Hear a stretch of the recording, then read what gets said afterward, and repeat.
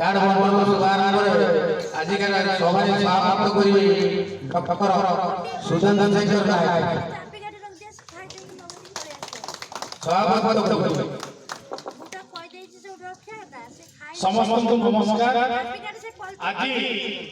नीलम ग्राम पंचायत आमर मुख्यमंत्री मानव श्रीयुक्त नवीन पट्टनायक उद्यम क्रमे जो विजु स्वास्थ्य कल्याण योजना स्मार्ट कार्ड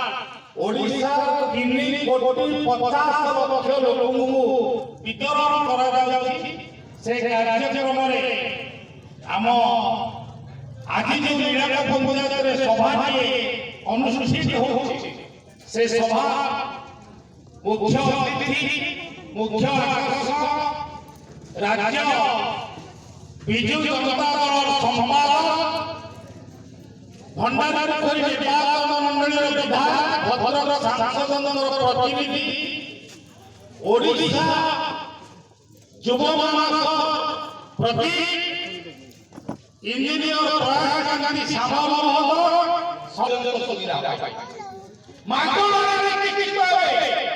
ओडिशा सरकार देवे आपण किसी चिंता करवा आउ जो परिवार कौन पुरुष लोक जेमती लोक पड़े चिकित्सा 5 लाख टंका पर्यंत सुविधा सुजोग पाइबे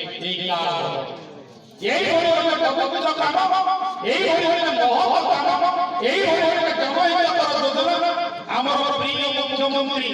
श्रीयुक्त नवीन पट्टनायक पठे जो मानव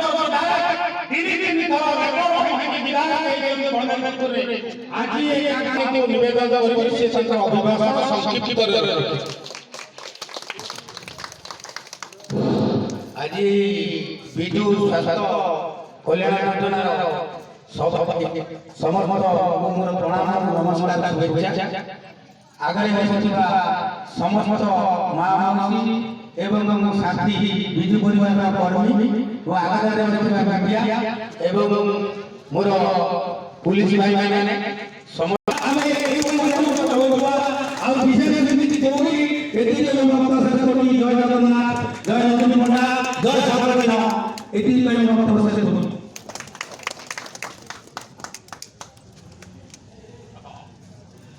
बर्तमान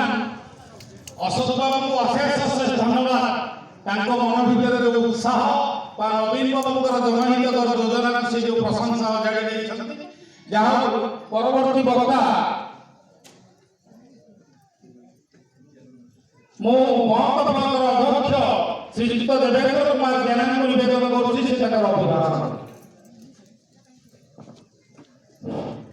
आज आमर प्रिय मुख्यमंत्री श्रीयुक्त नवीन पट्टनायक निर्देश क्रमे ओडिशा 30 जिले में प्रत्येक जगह स्मार्ट कार्ड विश्वास बंटन कर